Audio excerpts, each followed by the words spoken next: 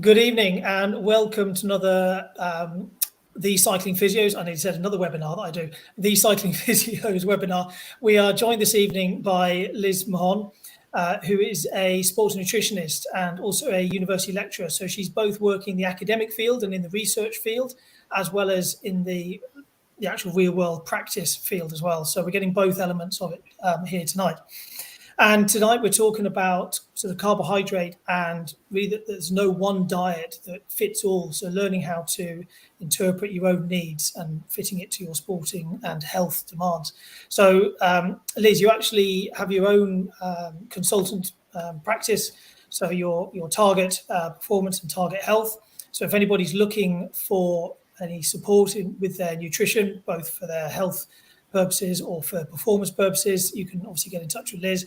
And Liz does work with my coached athletes as well. So I'm fortunate to have her expertise, because although this show is designed for physiotherapists and for bike fitters, it's important for us to appreciate the whole picture when it comes to our athletes and having other practitioners, other professionals that we can call upon. So having somebody like Liz in your arsenal of practitioners to refer out to is really, really useful.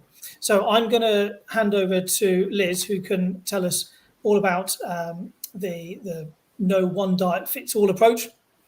And then we'll come back later on with any questions that you may have. So if you've got questions as we go along, please pop them in the chat box and then we'll come to it at the end. So Liz, tell us more about you and what you're going to tell us about tonight. Hi, thanks for inviting me to speak today. So first I'll give you a little bit of background into what I do.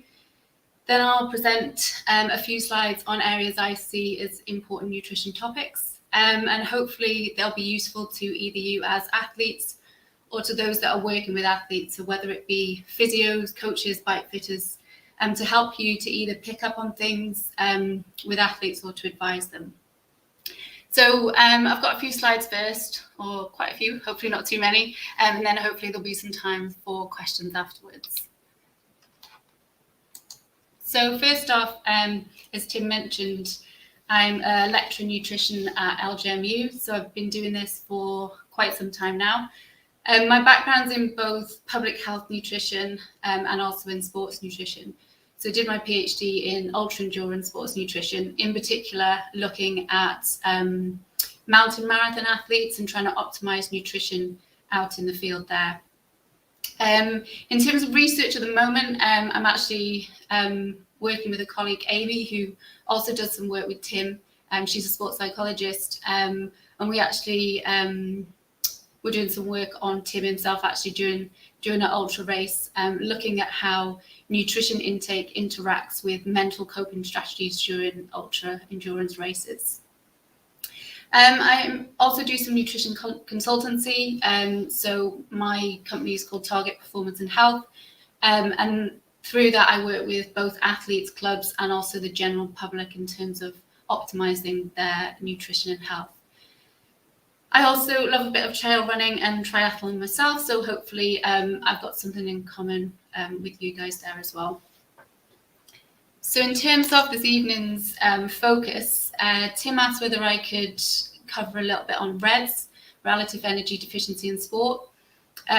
Morgan, a couple of weeks back, last month, talked about REDS from her perspective in terms of the cardiovascular system.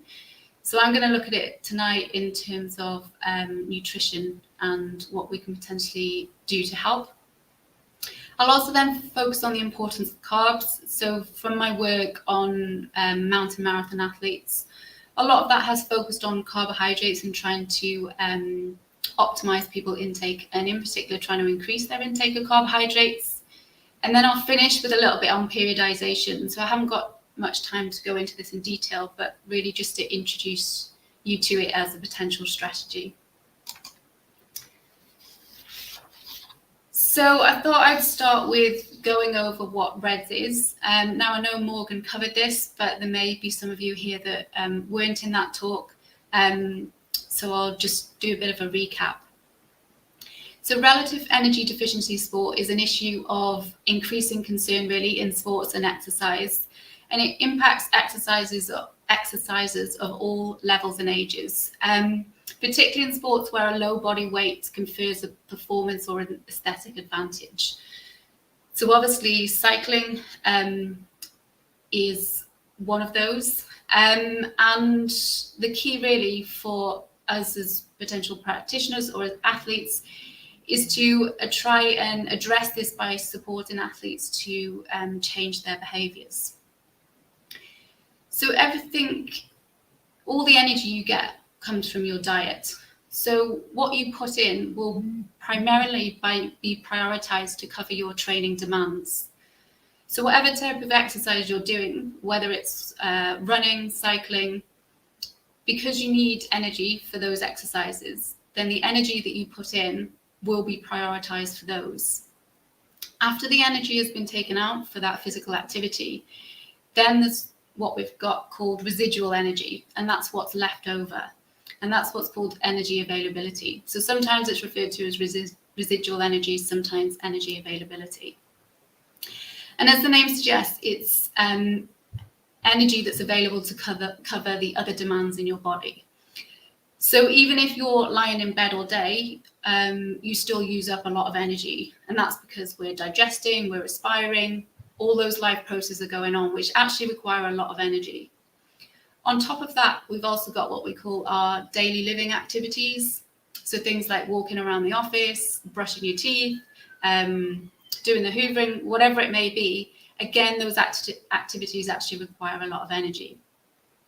If you haven't got enough for those type of activities and your life processes, then you can end up in low energy availability, which you'll see throughout my presentation is often kind of defined, trying to think of the word, is you'll see it as LEA up there. So that's low energy availability. So this slide here illustrates the concept of energy availability. So I know it's a little bit detailed, but this central bar here basically shows what happens if our energy intake and our energy expenditure is balanced. So our energy intake is on the y-axis up here. So you can see here in the blue box, that's the energy demand for our training load. So that energy, as I said before, will be kind of taken first. And then what we hope is that we've got enough energy left here in the green for all the rest of our life processes. So if we're in this situation here, we've got adequate energy availability. So we're continually adapting energy intake to match our training load. What we've then got, if we look at this first bar on the left here, is a situation of low energy availability. So in this case here, our training load is the same, and you can see that the energy taken for that is the same. But because our overall energy intake was lower than it is in this middle bar here, that means we've got less available for our life processes. So this is a situation of low energy availability. What we've then got on the far bar here in the right-hand side is we've got the same amount of energy intake as we had in this middle bar, but this time we've got an excessive training load. So our training load has increased, but we haven't increased our energy intake to compensate for that. So we can see that we've got enough energy to support that training, but then again, we've reduced the energy available for life processes. So these two situations here have both resulted in low energy availability. So what you can see on the slide here is one of them is called intentional and one of them is called unintentional. Now, this isn't the case for all examples of each of these, but it's often what we see. So when we get to this situation here of excessive training load, we'll often see, for example, in cyclists, where their training has increased, or perhaps they've gone on a training camp, and their energy intake is no longer sufficient for their energy needs. And this is often because they just don't realise the amount of energy that's needed. So often I'll see that people are going on a 4, 5, 6 hour cycle ride, perhaps at the weekend, and they're taking perhaps a banana or a cereal bar, and that's simply not enough fuel to support that energy. And it's all right if you're doing it for a once-off, but if it's happening all the time, then we could get into a state of low energy availability.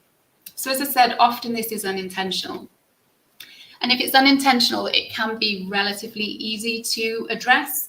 So it might just be a case of someone realizing this, or the athlete themselves realizing this, and then getting support. So simple support in terms of, okay, these are suggestions of what you should be eating before training, during training, and for recovery. The other type of low energy availability, it isn't always intentional, but often we do see that it is intentional. So this is where there's simply not enough energy going in to support both our training and our life processes. So we often see this happening in athletes, and the reason for this is down to, well, one of the reasons is down to personality. So in order to achieve as an athlete, you do have to be driven, you have to be focused, and these are all positive things. And athletes often want to be in control of things, and they want to try and do everything they can to improve their performance. And often in sports that do have kind of a advantage of being leaner and lower body weight, athletes will try to lose weight to increase their performance. And this can happen to a certain extent. But if people do this for a long time, where their energy intake is not equal to their energy needs, they will get in low energy availability. And obviously this one tends to be harder for us as practitioners to deal with, because yes, we can tell people what to eat, but if there's some psychological barriers to that, then this process will just occur kind of again and again. So there might be other issues that need to be dealt with.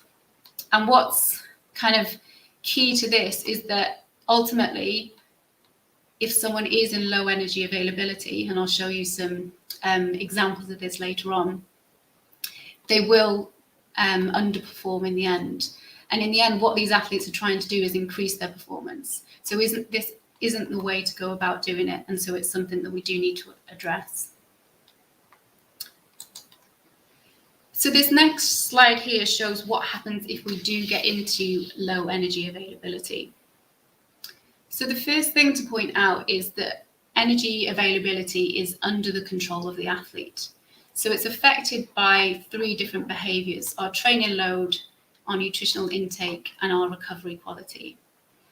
So if our training load is matched by our nutritional intake and we have suitable recovery, then we're going to have a positive outcome in terms of health and performance. So all our bodily functions will be working as they should do.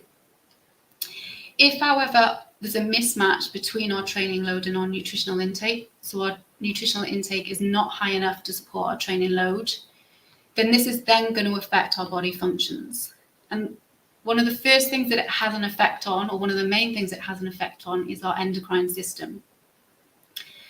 So our endocrine system is responsible for producing the hormones in our body, and our hormones in the body work basically all around our body, trying to maintain our body systems and to optimize our health.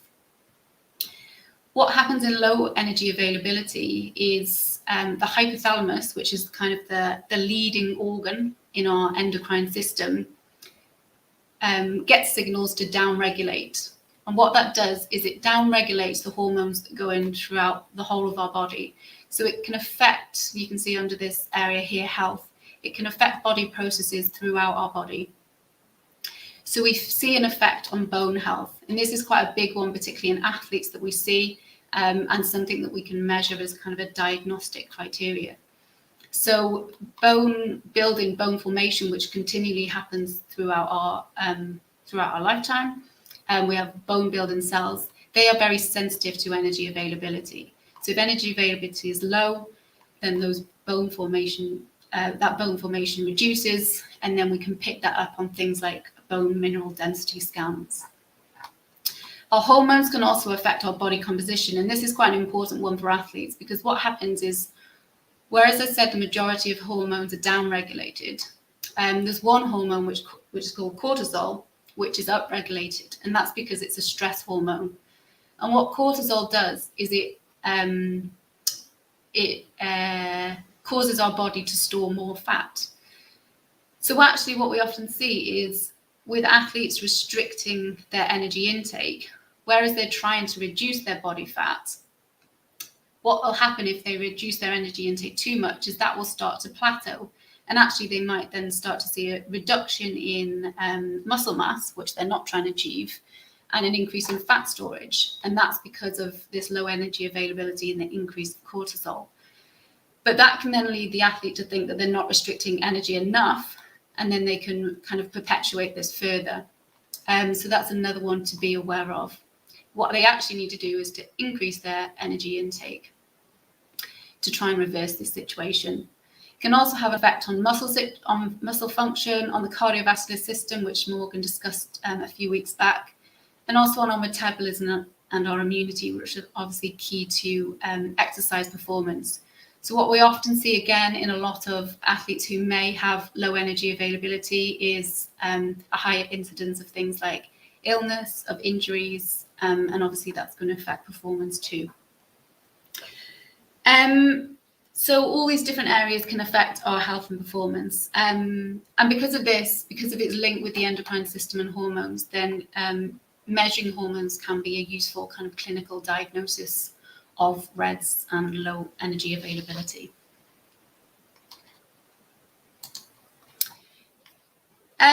So how do we recognize it, either as an athlete or a coach or a friend or a physio? Obviously, we can measure it in the lab, but that's not easy and it's not something that everyone's going to do. Typically, what they do is use a screening questionnaire, asking questions around like how much exercise you do, whether you restrict any food intake, and whether there's any symptoms such as in females, missing periods is a key sign, history of bone stress injuries, fatigue, and obviously then blood tests to measure things like hormone levels. But ultimately, we don't want to get to that stage. What we want to do is educate athletes and people who work with athletes in terms of what are some of the warning signs. So hopefully we can stop it or change behavior before it becomes too big of an issue. So up on this slide here are some of the warning signs. And obviously any one of these doesn't mean you've got REDS. You know, you may be fatigued because you've had a heavy day or a heavy week. So there's lots of reasons why you could be getting some of these. But if you are getting a range of these, then it might be something to start perhaps looking into. So fatigue, changes in mood, personality, because it affects our hormones. You know, if someone's complaining of something like sore shins, that could be a bone stress injury. If people are avoiding eating or eating interactions, it could be an indication of, you know, restricting food groups, disordered eating. If periods have stopped, then that is quite a big warning sign. But again, things like poor sleep, gastrointestinal problems. So in endurance athletes, often we see gastrointestinal problems. And actually these can be caused by not eating enough. So people typically, if they're suffering from gastrointestinal problems, might reduce what they're eating to try and stop them from happening. But if we haven't got enough energy, it takes quite a lot of energy to digest food properly. So that's one of the body processes that can be down-regulated. So if you haven't got enough, if you're not taking on board enough energy, then your digestion isn't as efficient, and therefore you might get gastrointestinal problems as a result of that. Increased illnesses, weight loss, but not always. So it's not like the main thing to look out for necessarily. And this final point here is not reaching full potential, which I think is a really important one, because a lot of what we do with that as athletes is trying to increase our performance. And like I said before, if you are in chronic low energy availability, you simply won't reach your potential or the performance that you might want to do. So this is just really to say that we've all got a role to play in this. And I think as individuals as well as athletes, we need to be honest with ourselves in terms of whether we're suffering from any of these things, and to think about our diet and the amount of training that we're perhaps doing. So what I wanted to show you now is, obviously this is the cycling physio, so I wanted to show you some work that's been done in cyclists. So early identification of cyclists at risk of low energy availability or REDS is really important, so that we can try and intervene and prevent negative effects on health and performance. However, at the moment, once cyclists have been identified with REDs, there isn't really any clear guidelines on how to effectively manage those athletes. So the study I'm going to show you was to investigate the efficacy of an educational intervention to see how effective that would be in trying to improve the energy availability and in particular the bone health of race cyclists across a race season. So don't worry too much about this graph for now, I'll just explain it first. So what this study did was it took 50 male competitive road cyclists, and in the pre-season it measured their lumbar spine bone mineral density, so that was just a measure of that, the bone health, and also measured energy availability. And what they found was that, scarily, almost half of that population had a low bone mineral density. Low bone mineral density is more prevalent in cyclists than it is in the likes of triathletes or runners, because obviously weight-bearing exercise helps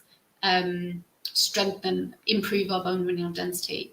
So because on a bike, when we haven't got that same kind of skeletal loading, then if we've got that coupled with low energy availability, then that can be quite high risk of low bone mineral density.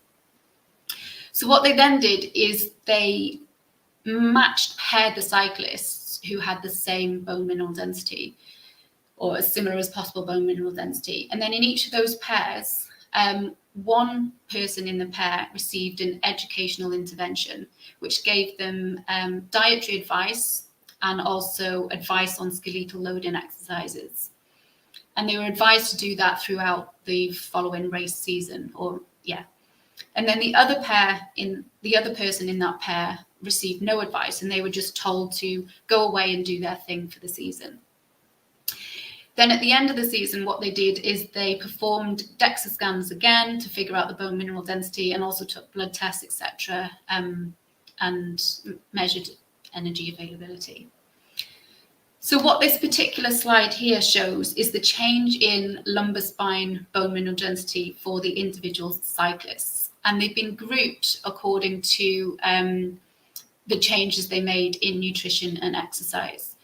So those in the green on the right-hand side here had both behaviours positive. So they had positive nutrition and positive exercise. So compared to what they were doing previously, they had better nutrition practice and better skeletal loading exercises. And you can see for the majority of these individuals here, they had an increased bone mineral density at the end of the season. What we see in the red here is where both behaviours were negative. So these were primarily the athletes that did not receive that educational initiative. And what actually happened with those cyclists that were told to go away and do as they wanted, a lot of them reduced their energy intake because they felt if they lost weight, they would perform better in that season. So what we see in that group is a reduction in bone mineral density. And those in the middle were either positive in one element or neutral in terms of nutrition. And obviously their change was not as big either way. So what was actually interesting is some of these in this red group here that had negative behaviours and as a result lost bone mineral density. Some of them actually lost the equivalent that would be lost in astronauts that were in space for 6 months. So it was quite scary really how much they lost during that 6-month race season. What the next slide shows us is about performance, which is ultimately what a lot of these athletes will be most interested in. And this is probably the take-home message from the study, really. Because what we see is that those that had a lower energy availability and a lower bone mineral density actually had worse performance over the season. So what we've got on the y-axis here is the British cycling points that were gained. So race performance was measured by the number of British cycling points accumulated over the season. And this was then correlated on the axis here with power, which was measured as FTP or FTP per kilogram. And what we see is that changes in energy availability were correlated with performance.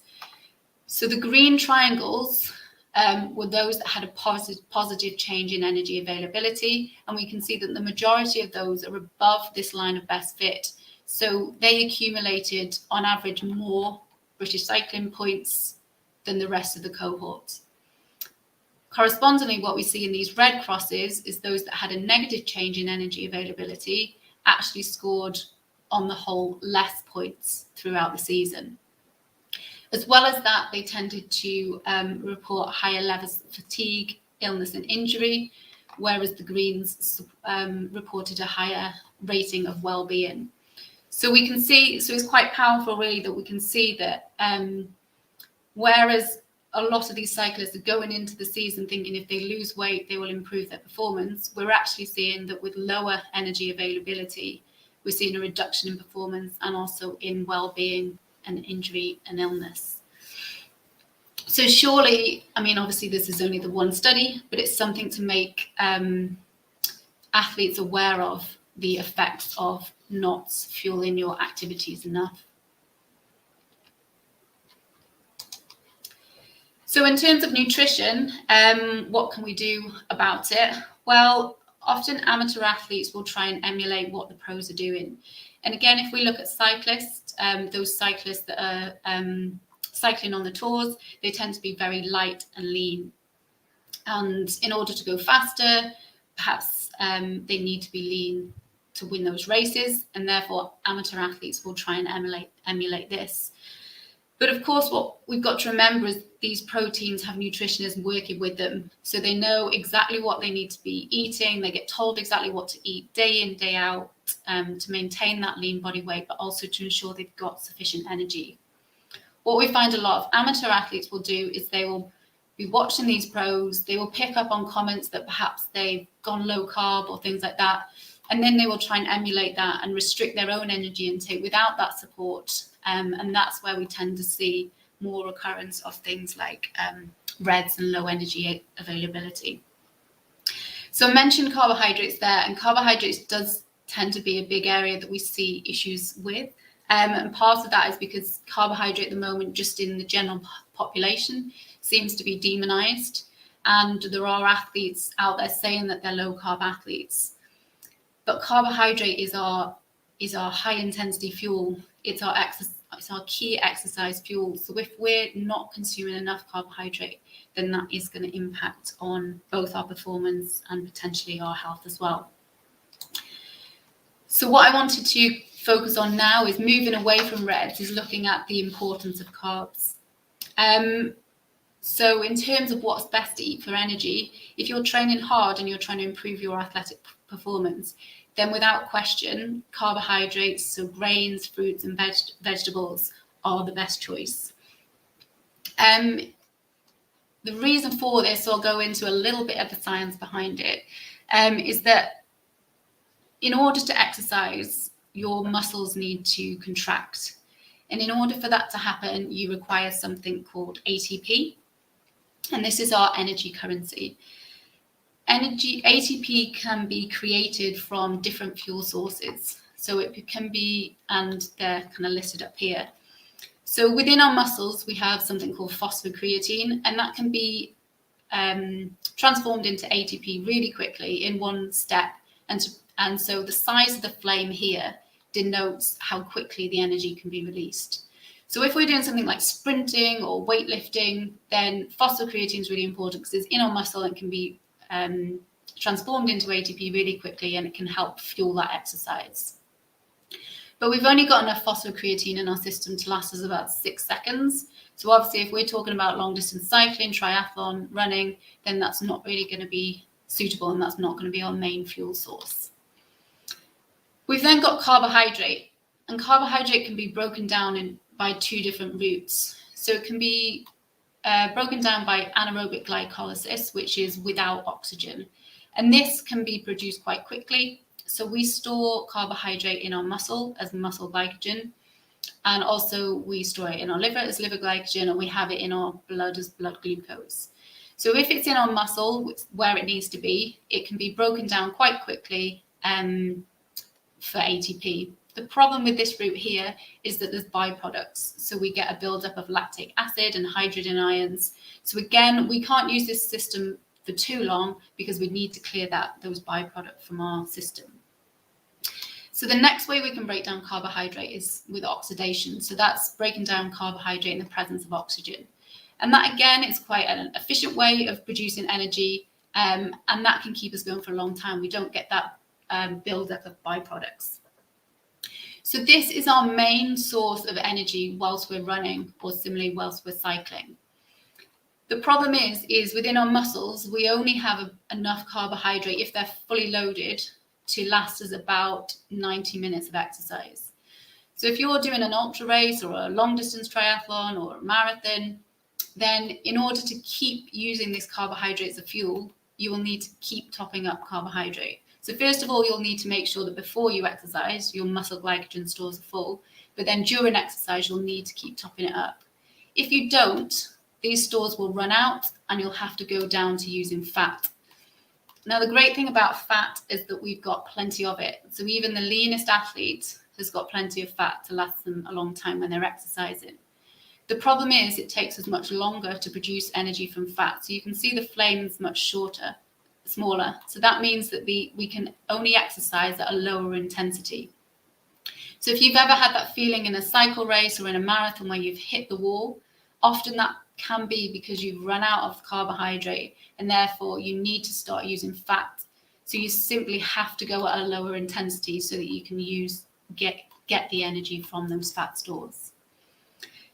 So we don't need to, I'm not going to go into like fat adaptation because whilst it has its benefits, there's no performance benefits from it as such. What we need to focus on is this carbohydrate to make sure that we can keep exercising at this intensity. So this just shows, again, I've kind of covered this already, but your carbohydrate stores. So your main store really is in the muscle, but it's only going to last you about 90 minutes. This classic research study here just shows how carbohydrates are much better for fueling your muscles than protein or fat. So at the start of exercise, if you've eaten a good carbohydrate diet and you're rested, then up here we've got your glycogen muscle content. What this study did was that it took athletes who were well rested and fed, and then it asked them to exercise for about 2 hours to totally reduce or almost reduce their muscle glycogen content. They then split the athletes into two groups, and over the period of the next 5 days, they asked the athletes to either follow a high carbohydrate diet, which is the full black line here, or they asked them to follow a high protein and fat diet with very little carbohydrate. And then what they did is they measured the muscle glycogen content over the following 5 days. So you can see that those that consume the high carbohydrate diet, they were able to replenish their muscle glycogen stores fairly well. Over the next 2 days, they got it back up to that starting point. You can see that muscle glycogen is most effectively replaced in a couple of hours post-exercise. So that's why it's quite important to start refueling and getting on board carbohydrate quickly, because after that point, the process is less efficient. So it would take you longer to fully replace those muscle glycogen stores. You can see in the protein and fat group, it took them, well, even after 5 days, they were nowhere near that high muscle glycogen content. So if you're just doing a one-off race and then you're resting for weeks, this isn't necessarily a problem. But if you're doing a race or a high intensity training session and then you're wanting to do another training session the next day, or you're racing again a week later, this shows the importance of having that carbohydrate after each session. Because if you was to start a race at this level of muscle glycogen, you're not going to have anywhere near enough to get you through that, and you'll have to drop your intensity. So this really shows us how important that carbohydrate is to fuel our muscles. So if you're thinking about or considering what kinds of carbohydrates you should eat, whether you should have sugary foods, soft drinks, whole grains, it doesn't matter in terms of your muscles. So effectively what's happening in muscles is that in your gut, the carbohydrates will be broken down, they will be absorbed, and then in your muscles, it'll be stored as muscle glycogen, irrespective of whether you've eaten cake or whether you've eaten a nice healthy fruit or vegetables. But what we do need to consider is obviously the other health properties of these foods. So in your everyday training, it's obviously really important to have whole grains, to have fruit and vegetables, to have sources of carbohydrate that have got other nutrients as well that will help promote our health.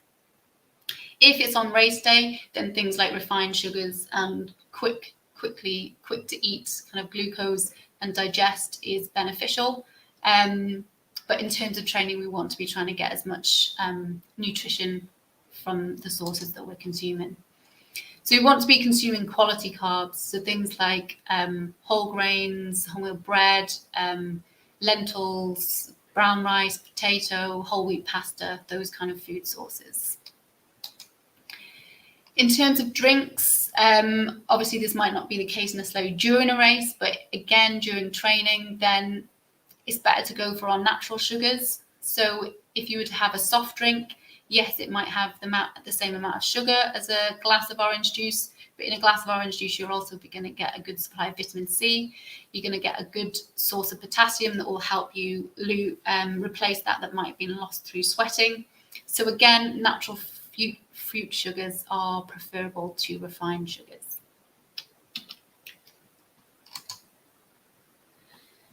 Okay, so moving on to performance, hopefully I've kind of encouraged you that carbohydrates are good, but what I want to now show you is just a few studies looking at why they are good for performance. So this slide here was one of the first studies done on performance and carbohydrates. You can see it was back in the 60s. What they knew at this stage before they carried out this study was that muscle glycogen could be manipulated so that you could increase the amount of muscle glycogen that's stored in your muscle by taking on a high carbohydrate diet. What they didn't know at this point is whether that had an impact at all on performance. So in this particular study, what they did was they took a group of athletes and they split them up into 3 groups. So before they got them to exercise, they gave one group low carbohydrate. So this was the equivalent of 5% of their energy coming from carbohydrate. So that's very low. The other group, they gave a normal carbohydrate diet to. So that was a mixed diet, which is typical of what we see most people consuming, to around 50% carbohydrates. And then in the other group, they gave a high carbohydrate diet to. So this was an 80% carbohydrate diet. They then measured their muscle glycogen. So you can see those in the blue had quite a low muscle glycogen, as you'd expect. Those in the pink had around 100 millimoles per kilogram, and those in the red had higher, so 200, 250. So this is about the highest level we see of kind of muscle glycogen. So they were fully loaded muscle glycogen stores. What they then asked those athletes to do was to cycle for as long as they could at 75% of their VO2 max. And they measured how long they could cycle for. And what you can see is those in the low carbohydrate group only managed to cycle for about an hour and a half at that VO2 max. The pink group managed a little bit longer, but those in the red group definitely managed longer. So this was the first relationship we saw really between pre-exercise muscle glycogen and how long people could exercise for. So again, if you're working with endurance athletes or you're an endurance athlete yourself, this shows the importance of carbohydrate loading prior to either an important training session or a race. And this was really the first study that led to the carbohydrate loading protocols that we see today. So as well as increasing carbohydrate before a race, we also need to look at kind of our daily requirements so that we can recover and that we can adapt to our training. So what this graph here shows is recovery from training and replacing carbohydrate stores. So on the y-axis here, again, we've got our muscle glycogen, and then we've got time ticking along the bottom here. So what we're seeing again, we've got an athlete here whose starting muscle glycogen is around 120, and then they train for 2 hours. So that's probably a typical training session that you'll see many of your athletes or yourself doing. And what that will do is it will reduce your muscle glycogen. If you then do another 2-hour training session the following day, so this is for people following a mixed diet, so around 40-50% carbohydrate, you'll increase your muscle glycogen slightly, but not fully. So that when you do your next 2-hour session the following day, it's going to drop down again. You'll eat your diet, it'll go up slightly, but then it'll drop again. So you can see that if you're consistently training every day or doing multiple training sessions a day, then if you're only consuming an average carbohydrate diet, throughout the week, your muscle glycogen is going to get lower and lower, to the extent where if you're trying to train a reasonable hard session for the 4th to 5th day, you'll probably find, or your athlete will find, that they're not performing as well as they could be. They're not hitting those same power outputs that they could be. And that will be because their muscle glycogen has decreased. So it shows us that irrespective of racing, if you're trying to have a heavy week of training, then having carbohydrate between those training sessions is going to be really important. This slide just shows what would happen if you were consuming a 70% carbohydrate diet. So again, you're starting at that same starting place. You have your training session, which brings it down. But if you are having a 70% over 40%, you'll then increase it back up. So you can see it's not getting quite to the top, but you're not seeing that same reduction. So you'll be able to go much longer and get out many more quality training sessions than you would if you were on a lower carbohydrate diet. So all these kind of studies have led to these recommendations, which are daily needs for fuel and recovery for athletes.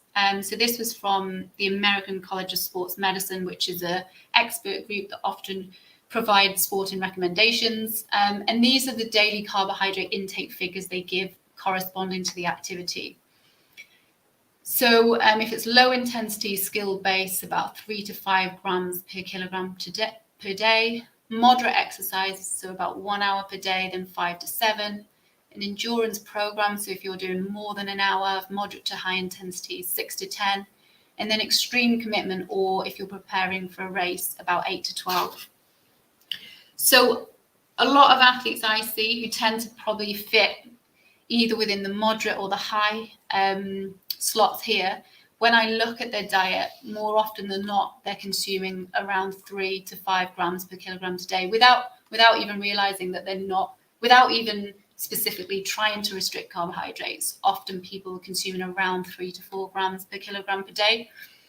So a lot of what I do with athletes is trying to encourage them to eat more carbohydrates so that they can fuel those quality training sessions. This slide here just shows some data from a study that was carried out on Kenyan athletes. So obviously, in terms of endurance running, then Kenyan athletes are very successful. So what this study did was look at what they eat to see if it matches some of these, the scientific advice. And what you'll see is actually, you know, if you're looking at the carbohydrate, they are consuming about 10 grams per kilogram, which is way more than we see when we look at British athletes or Western athletes. Their protein is quite low, so about 10% coming from protein, 1.3 grams per kilogram per day, which could potentially be increased slightly. But what we often see in British athletes is the protein is way higher and the carbohydrate is lower, and perhaps we need something a bit more in between. It's very hard to consume 10 grams per kilogram, and I'm not suggesting that people try and do that all the time. But perhaps we do need to move slightly more towards this kind of a diet profile. I know some of you are probably triathletes, so I just wanted to show you these studies here, which looked at, and this is actually looking at carbohydrate intake during exercise. So as well as it before exercise and during training, it's obviously really important to take on board carbohydrate during exercise if you're exercising for longer than about an hour. And this is to top up your blood glucose and also your muscle stores, so you can use it for exercise. So these were just simple studies looking at carbohydrate intake, grams per hour during an Ironman race. This top one is in Hawaii, the World Championships, 2009, I think. And this bottom one here was from the IM Germany. And what we can see in both is that carbohydrate intake was correlated with finish time. So those that had higher intakes of carbohydrate tended to finish earlier, and those that had lower carbohydrate intake tended to take longer. So I'm not suggesting that carbohydrate is the only influence of this, of course, but it's interesting that despite all the other factors like training and fitness, that carbohydrate still stands out as an influencer on performance. And I found the same thing in my mountain marathon events as well, that those that were consuming higher amounts of performance, higher amounts of carbohydrate tended to perform better. And we see this in countless studies, both in the lab and also out in the field. So finally, I've not got too much left because I realize I've been talking to you for a while, so what kind of advice do we give? Even though I've been talking a lot about carbohydrate, obviously it's not just about carbohydrate. Protein is important as well. Essential fats are important. So what it comes down to is, and also body composition is important. So yes, there may be some athletes that do need to lose some body weight or want to change their body composition. And so we can't always be eating a really high carbohydrate diet. So what we are now working with, or the term that's often used, is fueling for the work required. So this term, periodized nutrition, came about in about 2017. And this quote here is from Joy Kendrup, it's the strategic combined use of exercise training and nutrition, or nutrition only, with the overall aim to obtain adaptations that support exercise performance. So it's the idea of using nutrition strategically in combination with your training to try and promote the best adaptations. So what I find is that a lot of athletes will spend a long time or a lot of money as well on training plans and coaches and making sure that they do all their training, but then neglect their nutrition. But if you want to see the best adaptations, you need to kind of take the same approach to your nutrition as you would with your training. So whilst you'll have days where you train hard and then you'll have recovery days, you can do the same with your nutrition in terms of switching it up. So periodized nutrition can be either periodizing energy and nutrient intake to track changing needs or goals of training and competition. So changing your energy intake depending on what type of training you're doing or whether you're coming up to competition. Strategies that can increase capacity for fuel utilization. So yes, you might want to have sessions where you're on low carbohydrates, so you get your body to better use fat. Equally, you'll want sessions where you're on high carbohydrates so that you can, again, get your body to use that carbohydrate, but also perform at higher intensity. So it's about arranging nutrient intake over the day, over the weeks, over the training season to try and enhance the interaction between exercise and nutrition. So this slide here just shows some of the strategies we can use. Now, I'm not going to go into all of them by any means. It's more just to show you the types of things that we can work with athletes on. And this is where it can be useful to work with a nutritionist or work with a dietitian to help you do this, because there's so much information out there kind of on the internet, or you'll see that the pros are doing about training low, but actually it's quite complex, and you want to make sure that you get the strategies right so that you don't fall into difficulties and end up in low energy availability or not fueling your key sessions correctly.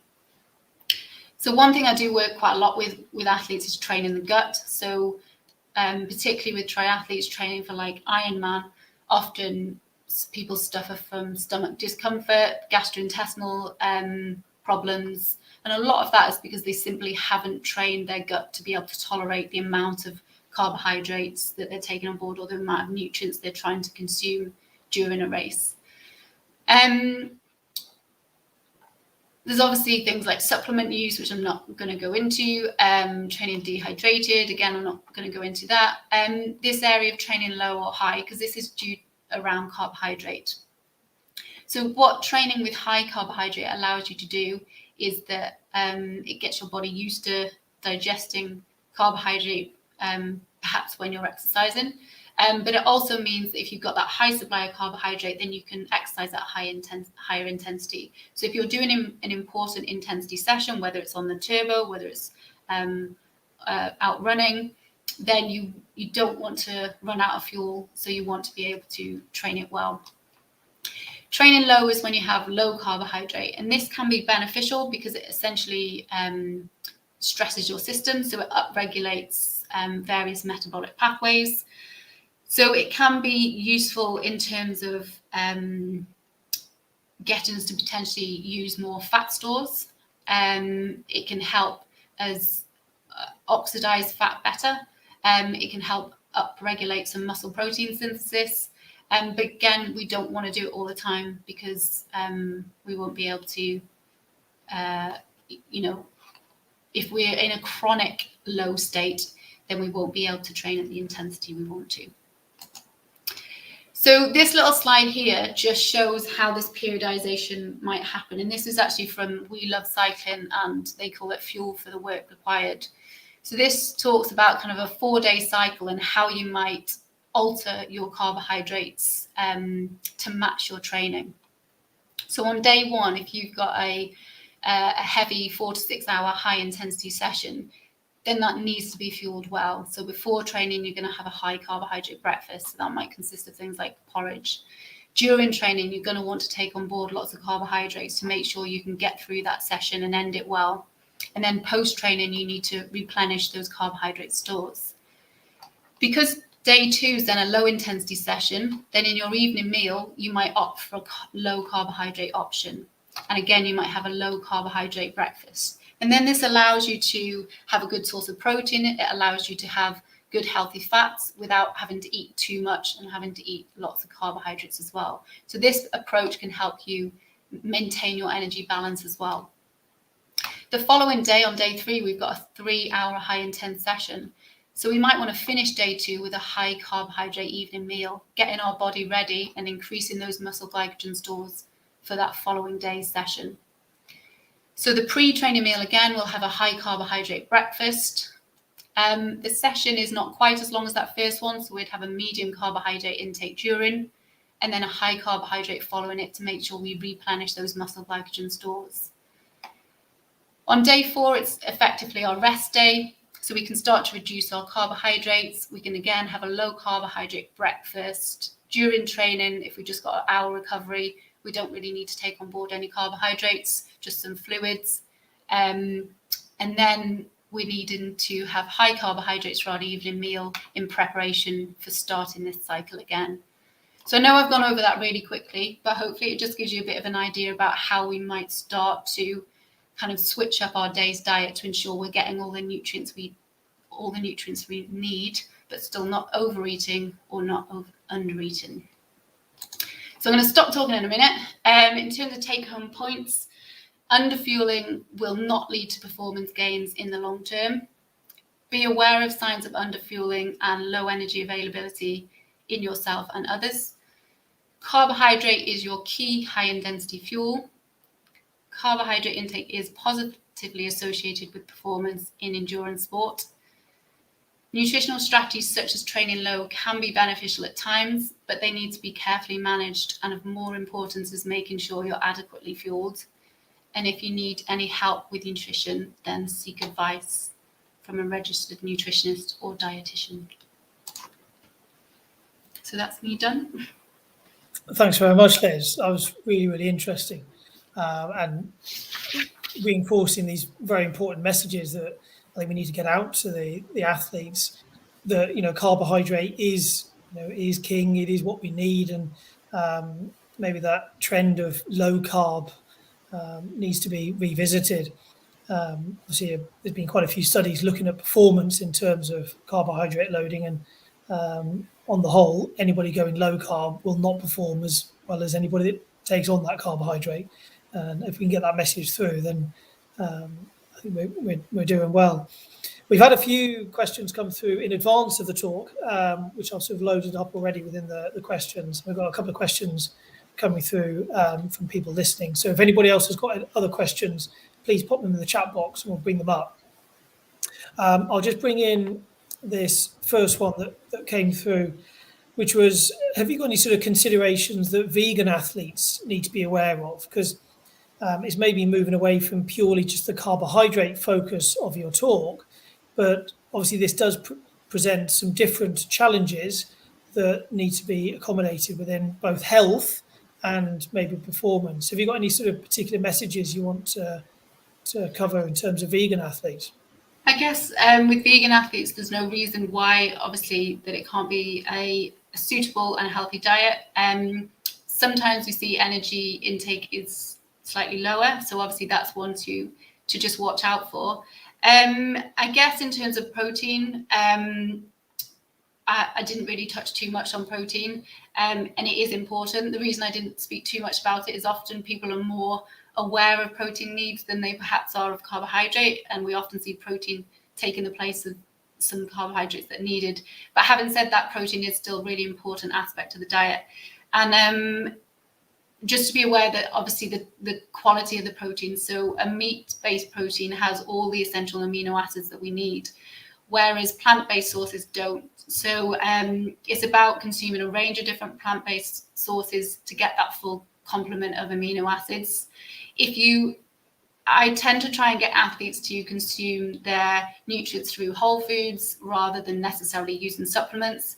But for vegan athletes, particularly things like protein powders can be useful. And I guess it's about choosing a type that's got a mixed, has come from a mixed range of plant sources, so that again you're getting that full complement of amino acids. Yeah, which leads nicely on to actually this other question that came through from, that's dropped off there, sorry, regarding so that protein needs, there's a typo there, 2 grams per kilogram, not kilometer.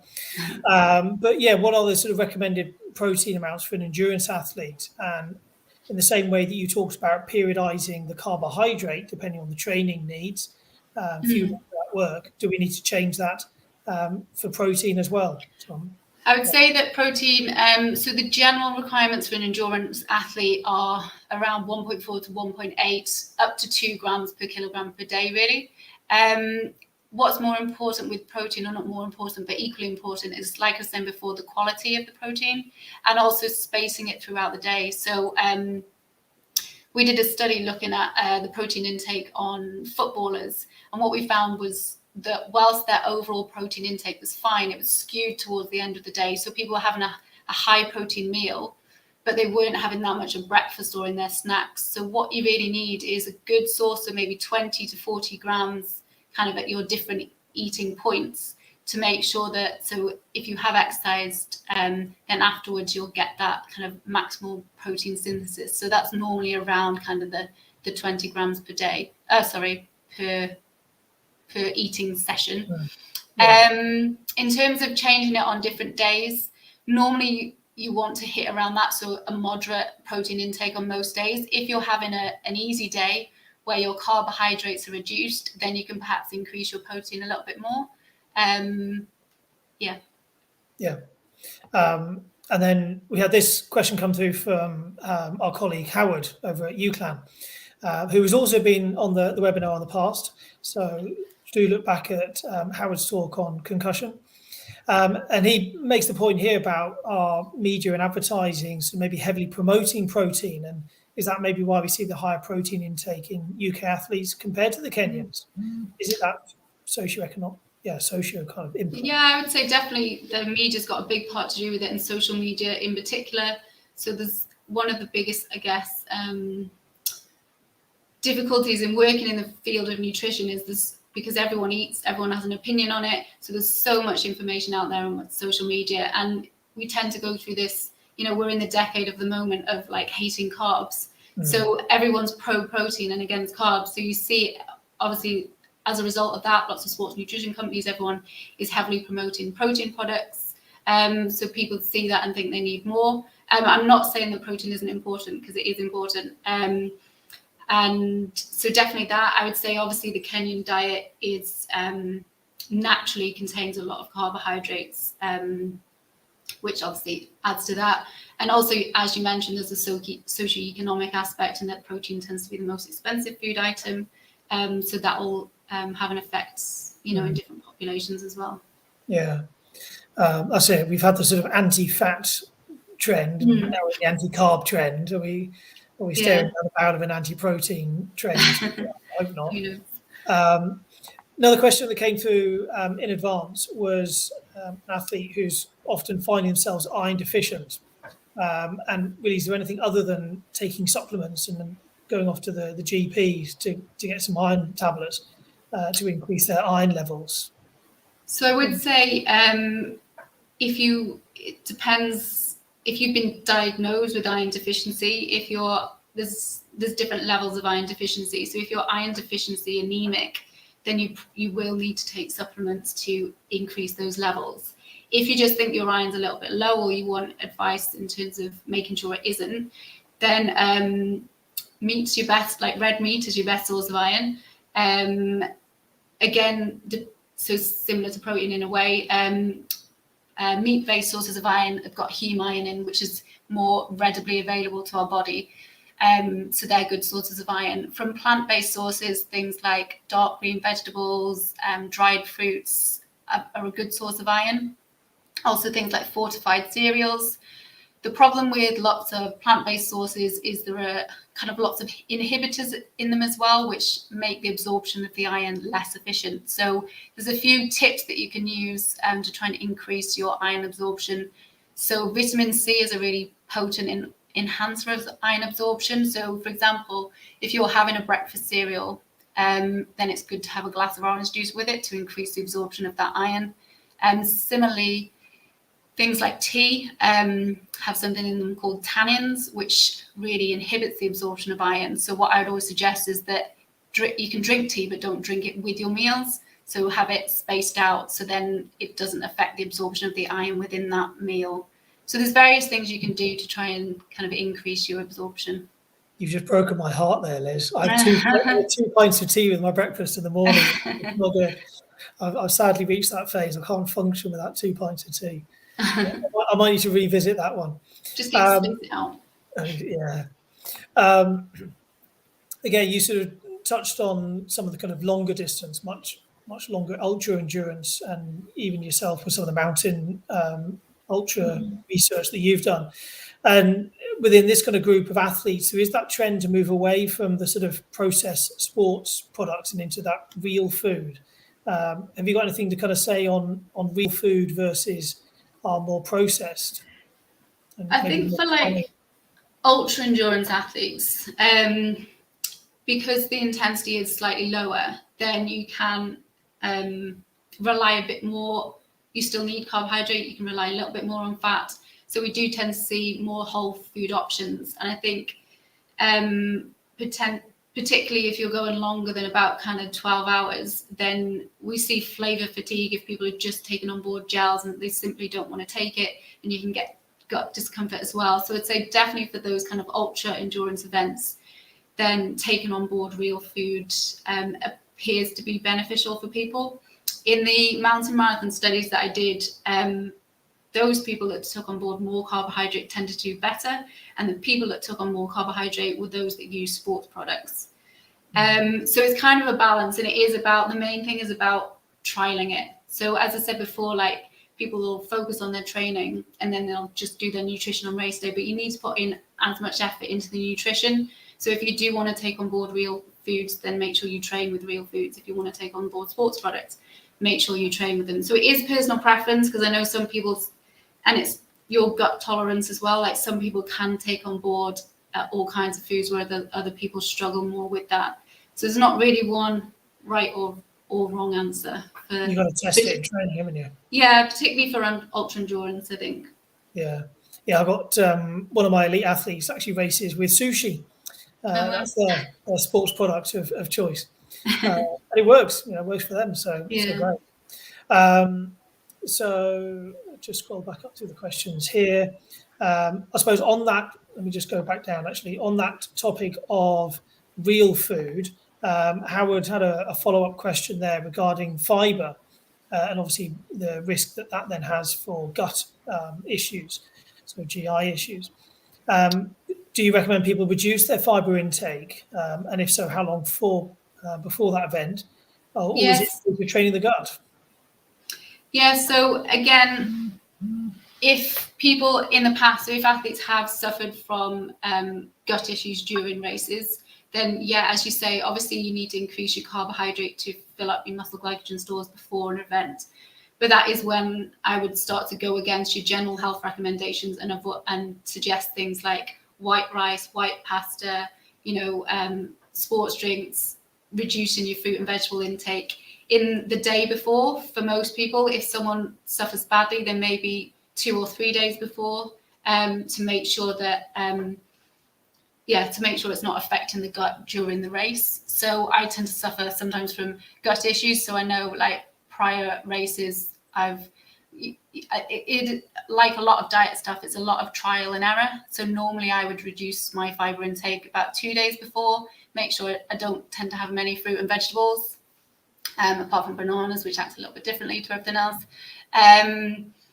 So yeah, but again, it's very individual, which a lot of nutrition stuff is. So some people can cope fairly well, but my general recommendations kind of pre-race would be reduce your fiber, reduce your protein and fat as well, reduce spicy food. So anything that tends to either take longer to digest or can potentially cause gut issues, then to reduce that in the days before. But again, it's about practicing it before a long training session, because if you've not done it before and then you do it, then you might find again stomach discomfort from just having a change in diet. Okay, and I think sort of one final point that came through on the social media just during the talk there was, is it possible to fuel endurance sports appropriately on a low carb diet? So maybe it's a sort of summary of what you've talked about tonight. So you can, by going on a chronic low carbohydrate diet, you can increase your ability to oxidize fat during exercise. And obviously, if you can do that, that's beneficial, because, as I said before, you've got high fat store, you've got more fat stores than you have got carbohydrate. The problem is that out of countless studies that have been done on this, it doesn't incur a performance advantage. So higher carbohydrates result in higher performance. So that's really the key point there. People do it, and I think probably if you're talking ultra events, then you might be, there might be potentially better than if it was for short and distance races. But again, if you're wanting to fuel, even if it's not the race itself, but high intensity training sessions, then to make those adaptations to that and to be able to push the most you can, then it needs to be there needs to be carbohydrate. So it's about perhaps using more of a periodized strategy. So for those of you wanting to follow a lower carbohydrate diet, it might be that you can periodize it so that you have more days where you're on low carbohydrate, but you're still going to need high carbohydrate at times to fuel those sessions appropriately. Great. I think that's the message you want to get across, isn't it? And I'll leave the last one there. Me too. He loves carbs. I love carbs indeed. Interesting. I've just started trialing the Morton products. Obviously, they're now sponsoring Ironman. They're a much higher carb content. So the within 500 mils, you're getting sort of 80 grams of carbs an hour, as opposed to maybe the sort of 50 grams that I was on previously. So that's it. It's finding ways to get more and more carbs in, isn't it? But again, they need trialing. Absolutely. So that's what I was doing earlier on today. So just shy of 20 miles, chipping away with getting 80 grams of carbs an hour down. So yeah, it's all good. It's all good. Right. I think that's all the questions that came through off screen and live tonight. So thank you very much again for your time. Let me just pop up your website again if anybody wants to get in touch with you. And we'll have all the links in the show descriptions afterwards as well. Do you want to give a quick plug for any kind of social media if anybody wants to follow you? I know you've got a Facebook page or group, haven't you?